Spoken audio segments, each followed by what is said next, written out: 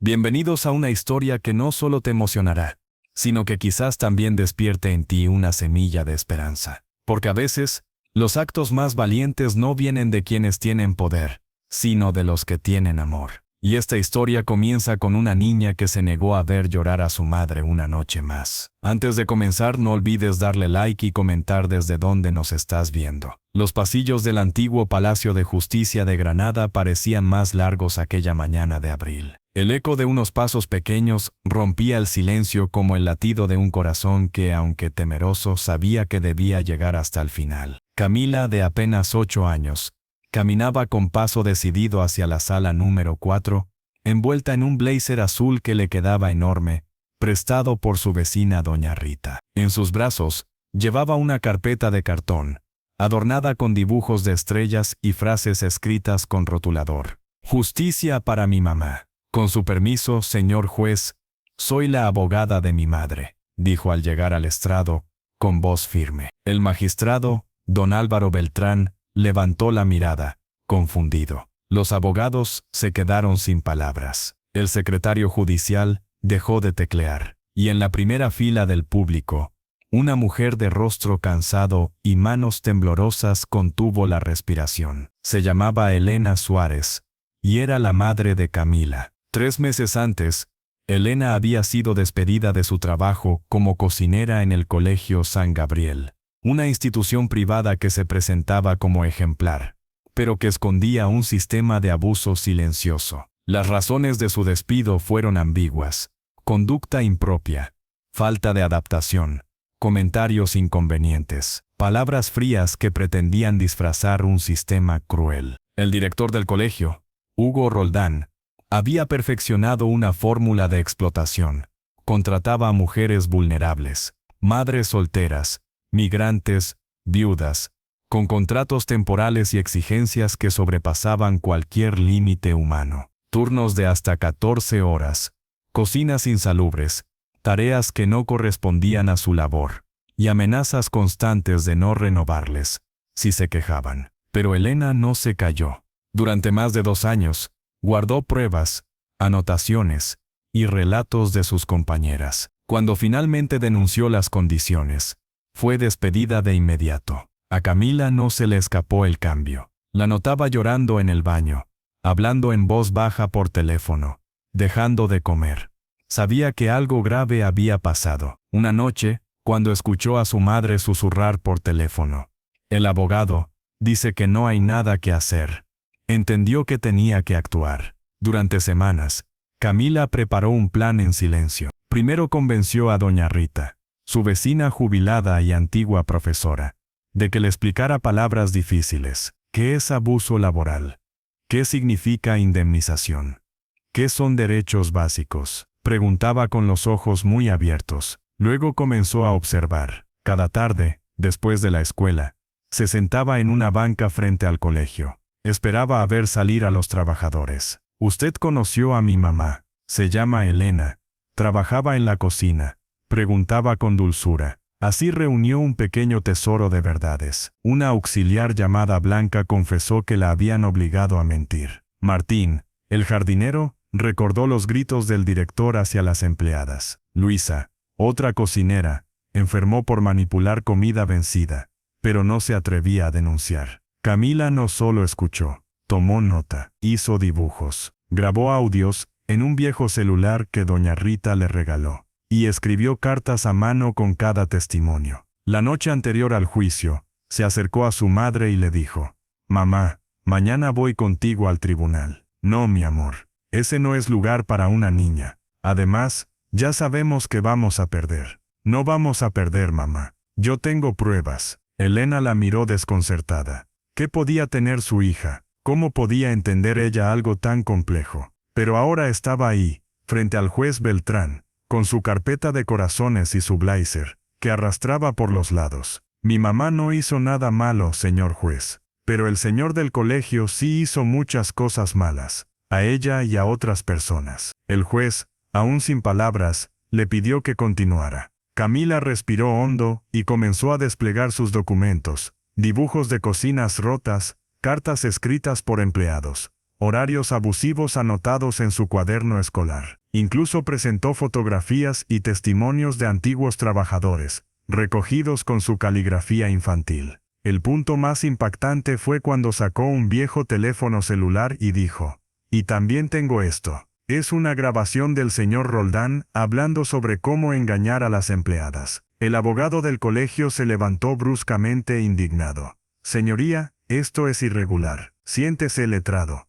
ordenó el juez con voz grave. «La menor ha ejercido su derecho a ser escuchada. Tiene pruebas relevantes. Continúe, señorita Suárez». Mientras la grabación comenzaba a sonar en la sala, Elena apretaba las manos contra su pecho. Era la voz de Roldán, hablando de cómo mantener calladas a las mujeres problemáticas y evitar denuncias justo antes del fin del contrato. El juez ordenó un receso de 2 horas para revisar las evidencias. En los pasillos, la noticia comenzó a correr como pólvora. Un estudiante de Derecho grabó un video corto de la entrada de Camila, declarando «soy la abogada de mi madre», y lo subió a redes sociales. En minutos, miles de personas estaban hablando de la pequeña abogada de Granada. Pero eso era solo el comienzo.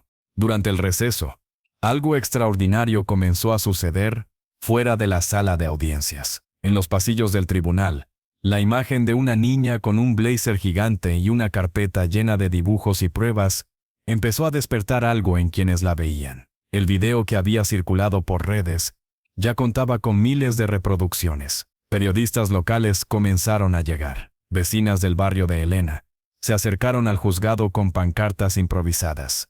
«Justicia para Elena, valiente como Camila». Y cuando el juez Álvaro Beltrán regresó a la sala, su semblante era otro. Ya no era el rostro rígido del magistrado, acostumbrado a expedientes sin alma, sino el de un hombre que había visto una chispa de verdad donde no esperaba encontrarla. «Señora Suárez», dijo con solemnidad, tras revisar las pruebas presentadas por su representante, «este tribunal ordena la suspensión inmediata de su despido y la apertura de una investigación formal sobre las prácticas laborales del Colegio San Gabriel». El silencio de la sala fue roto por un murmullo de asombro, seguido por aplausos que el juez tuvo que contener con su mazo. Elena, todavía en shock, miró a su hija, que le devolvió una sonrisa tímida. Por primera vez en muchos meses, los ojos de Elena se llenaron de lágrimas, pero no de tristeza, sino de esperanza. Pero al salir del tribunal, la realidad las esperaba con una nueva cara.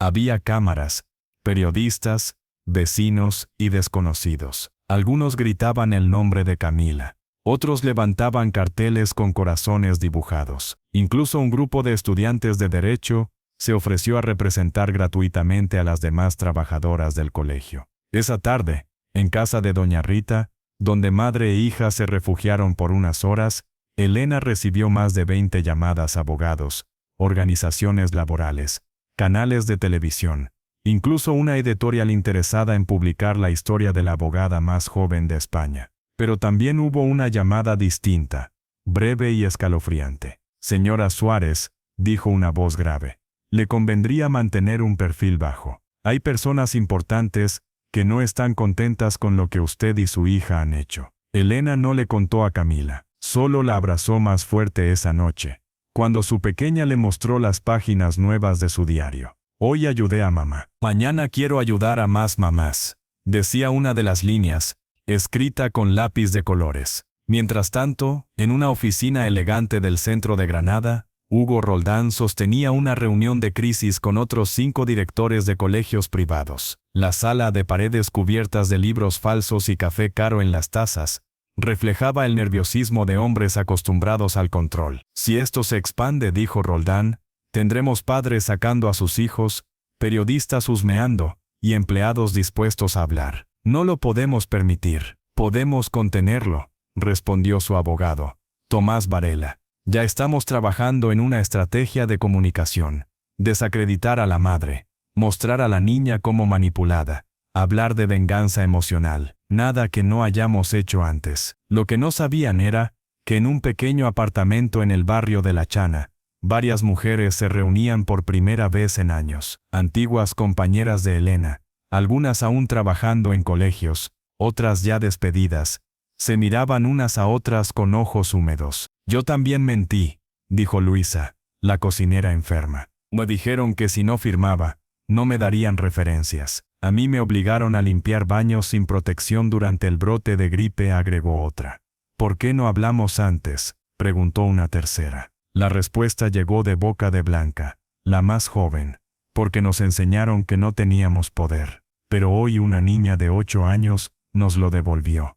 En ese momento María, una auxiliar silenciosa hasta entonces, sacó un celular viejo de su bolso. Durante 2 años grabé conversaciones, por si un día necesitaba protegerme. Tengo audios de Roldán y de otros. Esto ya no se trata solo de Elena.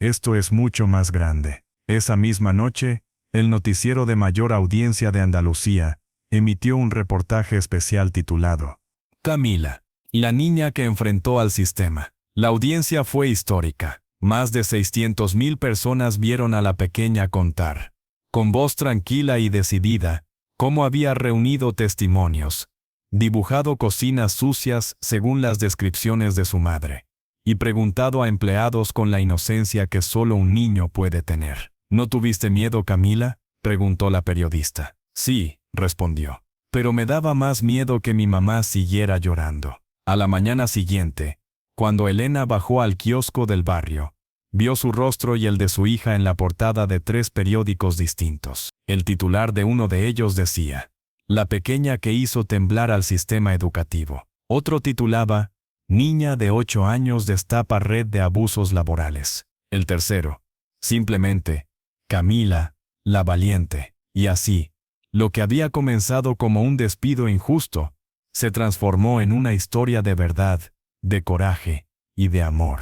Pero lo que ninguna de las dos sabía, era que aquello que habían descubierto, era apenas la punta de un iceberg. Porque cuando una niña actúa con valor, el mundo no solo escucha, también empieza a cambiar.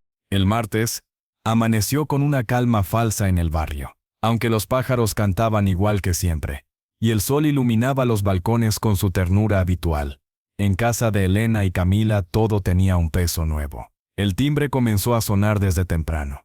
Primero, fue un periodista. Luego, una mujer con flores. Después, un grupo de estudiantes que traían una carta firmada por más de 1000 personas apoyando a Camila. Y con cada llamado a la puerta, el corazón de Elena se agitaba entre la gratitud y el miedo. Camila, en cambio, parecía encontrar fuerza en cada gesto. ¿Puedo contestar yo?, preguntó emocionada al escuchar otra vez el timbre. Pero no todas las puertas traían buenas noticias. A media mañana, Elena recibió una notificación oficial. Servicios Sociales había abierto una investigación en su contra. La acusaban de exponer a su hija a situaciones traumáticas con fines de lucro. La denuncia, anónima, incluía fotos de Camila en el tribunal, recortes de diarios y un supuesto testimonio de un vecino preocupado. «Esto es una locura», susurró Elena, con el documento temblando en sus manos. «Quieren quitármela». Doña Rita, que estaba presente, apretó su mano. «Esto no es una locura, hija. Y es una estrategia. Cuando no pueden callarte, tratan de quebrarte. Pero no vamos a dejar que eso pase». Esa misma tarde, mientras Camila dibujaba en su habitación, una mujer llamó a la puerta. Se presentó como Carmen Ledesma, trabajadora social. Su tono era amable, pero firme. Debía hacer una evaluación del entorno familiar, hablar con la niña y verificar si su bienestar estaba en riesgo. ¿Podemos conversar solas un momento?, preguntó mirando a Camila. Elena, con el alma apretada, aceptó. Durante casi una hora, la trabajadora social hizo preguntas que fueron cuchillos para Elena.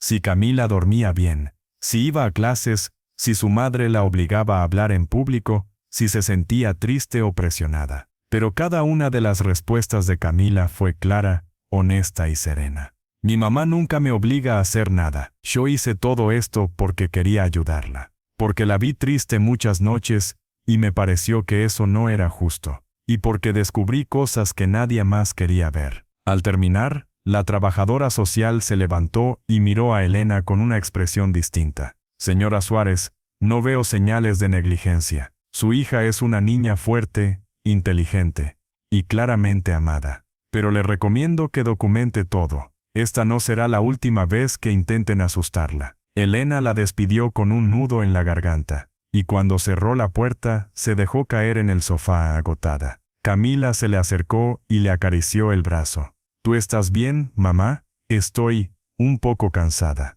Yo también, pero cansada de que sean malos, no de pelear. Elena sonrió con los ojos húmedos. A veces se preguntaba si su hija era una niña o una estrella disfrazada de niña. Mientras tanto, en otra parte de la ciudad, Roldán sostenía una conversación urgente con su abogado. ¿Nada ha funcionado? Ni la denuncia, ni la campaña en redes, ni los testimonios comprados. No, esa familia está resistiendo. Y para colmo, hay empleados de otros colegios comenzando a hablar. Pues ya no jugaremos limpio. Consigue algo definitivo. Esa noche, mientras Camila hacía sus tareas en la cocina, una piedra rompió la ventana de su habitación. Elena corrió, sobresaltada. En el suelo, entre los cristales, había una nota escrita a mano.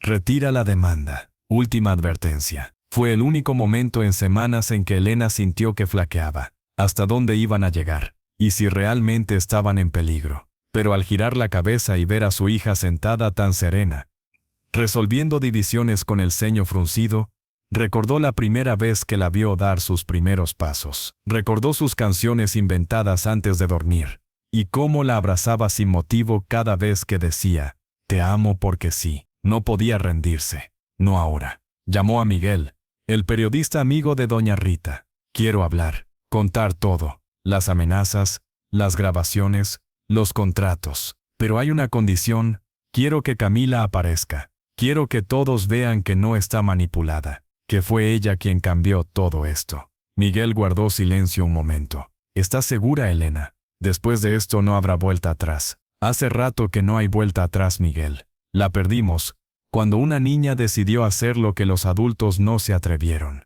El reportaje fue agendado para el jueves por la tarde. Iba a ser transmitido en el noticiero central, y luego replicado por medios de todo el país. Elena no durmió esa noche. Pero Camila sí, como siempre. Como si su alma supiera que estaba en el camino correcto. Y en su diario, escribió con su crayón rojo favorito: «Hoy nos tiraron una piedra, pero mamá no se quebró. Doña Rita dice que cuando tienes razón, no puedes parar. Mañana vamos a hablar por la tele. Espero que sirva para que más mamás no lloren. La justicia es más fuerte que el miedo». La mañana del jueves llegó con un cielo límpido y una brisa suave que movía las cortinas en casa de doña Rita. Era una de esas mañanas, donde todo parece en calma. Pero en el pecho, el corazón no entiende de climas. Elena preparó el desayuno en silencio. Camila, en cambio, revolvía los cereales con entusiasmo y practicaba en voz baja lo que quería decir en televisión. «¿Tú crees que el señor Roldán nos va a ver?», preguntó con naturalidad. «Probablemente sí, amor». «Bien, porque quiero que sepa que ya no le tengo miedo». A las 3 de la tarde, Miguel llegó con su cámara y un equipo reducido. La entrevista se grabaría en la sala de doña Rita, junto al ventanal que daba al pequeño jardín. Todo fue montado con discreción, pero no sin emoción. Incluso los técnicos parecían conmovidos por lo que estaban a punto de registrar. «¿Estás lista, Camila?», le preguntó la periodista. «Sí, pero no quiero hablar solo de nosotras. Quiero hablar de todas las mamás que han sido maltratadas, y nadie las defendió». A las 5 en punto, la señal se emitió en directo. Millones de personas en toda España vieron a una niña de 8 años sentada junto a su madre, con su vestido azul cielo y una expresión de ternura invencible. «Buenas tardes», dijo la periodista con voz suave. «Hoy les presentamos una historia que ya ha dado la vuelta al país. La historia de Camila Suárez, la pequeña que se presentó en un tribunal para defender a su madre. Lo que parecía un caso laboral aislado, hoy revela un entramado de abusos y corrupción que amenaza con sacudir los cimientos del sistema educativo privado en Andalucía». Durante 40 minutos, Elena relató con voz firme pero serena lo vivido. El acoso, el despido, las condiciones laborales inhumanas. Luego, Camila explicó su plan con una claridad que dejó a muchos sin palabras. «Yo no quería que mi mamá volviera al trabajo», dijo con una sonrisa triste. «Solo quería que dejara de llorar. Pero después entendí que muchas mamás estaban tristes por lo mismo. Y eso no estaba bien. ¿Te sentiste usada o presionada por tu madre?, preguntó con delicadeza la periodista. No, nadie me obligó. Yo hice todo esto sola porque sabía que estaba mal lo que le hicieron. El momento más conmovedor llegó cuando Elena tomó la mano de su hija, y conteniendo las lágrimas dijo: Mi hija me enseñó que la justicia no depende de los adultos, ni de los títulos, ni del dinero. Depende del corazón. Apenas finalizó la emisión, los teléfonos comenzaron a sonar. La Fiscalía de Granada anunció la apertura de una investigación formal contra la red de colegios implicados. Organizaciones de derechos laborales ofrecieron apoyo legal gratuito a las empleadas que quisieran declarar. Y por primera vez en su historia, el Ministerio de Educación convocó a una revisión urgente de los contratos con instituciones privadas. Pero en medio del revuelo, llegó algo más inesperado: una llamada del Palacio de San Telmo, sede del gobierno andaluz. El presidente quería entregar un reconocimiento oficial a Camila y Elena por su contribución al bienestar social. ¿Y qué significa eso?, preguntó Camila cuando Elena le contó. Que quieren darte una medalla. ¿Una medalla?, dijo la niña con los ojos brillantes. Entonces quiero decir algo cuando me la den. ¿Qué vas a decir? Que esto no es solo por nosotras, es por todas las mamás que trabajan mucho, y nadie las defiende. Y que los niños también podemos ayudar a hacer el mundo más justo. La ceremonia se realizó un viernes por la mañana. El gran salón del palacio estaba lleno. Ministros, periodistas, empleados públicos, madres trabajadoras y muchos niños. Cuando llamaron sus nombres, Camila y Elena subieron al estrado tomadas de la mano. El presidente les colocó las medallas con gesto solemne. Este reconocimiento, dijo, no es solo por el coraje demostrado, sino por recordarnos que la justicia tiene muchas formas, y a veces la más pura viene de los más pequeños. Cuando Camila se acercó al micrófono, el murmullo cesó, y con voz firme dijo: yo no hice nada especial, solo defendí a mi mamá. Lo que pasa es que cuando los niños ven algo malo, tienen que decirlo, porque si no, lo malo sigue. El aplauso que siguió fue tan largo que muchos tuvieron que limpiarse las lágrimas en silencio. Entre los asistentes estaba Carmen Ledesma, la trabajadora social, quien le sonrió desde su asiento con los ojos vidriosos. Esa noche, de vuelta en casa, doña Rita preparó una cena para celebrar. Había sopa casera, pan tostado, y una pequeña torta con el nombre de Camila escrito en glacé. Quiero hacer un brindis, dijo con voz temblorosa, por Camila, que nos enseñó que la justicia no necesita edad, y por Elena, que nos mostró que una madre que ama es capaz de mover montañas. Al final de la noche, Camila se acurrucó en el sofá con su diario. Escribió con su crayón rojo: hoy me dieron una medalla. Pero lo mejor fue cuando vi a otras mamás sonreír. Doña Rita dijo que estoy cambiando el mundo. Pero yo solo quiero que nadie más tenga que hacer lo que yo hice. Porque la justicia no es un premio, es algo que todos merecemos. Y con eso, cerró su cuaderno. El corazón, tan grande, latía tranquilo. Pero ella ya sabía que la historia no había terminado. 6 meses después de aquella medalla, Granada había cambiado en formas profundas. El caso de Camila había dejado de ser un acontecimiento aislado. Era ya un movimiento. Las reformas impulsadas por la Junta de Andalucía incluyeron inspecciones periódicas a los colegios privados, nuevos protocolos de contratación, y la creación de una línea directa para denuncias laborales anónimas. Pero los cambios más hermosos no fueron institucionales, sino humanos. Elena comenzó a trabajar como coordinadora del nuevo programa de apoyo a mujeres trabajadoras. Su oficina, en una antigua casona adaptada por la municipalidad, tenía un cartel en la puerta con letras pintadas a mano por Camila. Aquí ayudamos con el corazón. Allí, cada día, llegaban mujeres con miedo, con historias similares, con cartas sin respuesta. Y poco a poco, con ayuda legal, psicológica y humana, salían con algo que no traían al entrar esperanza. Buenos días.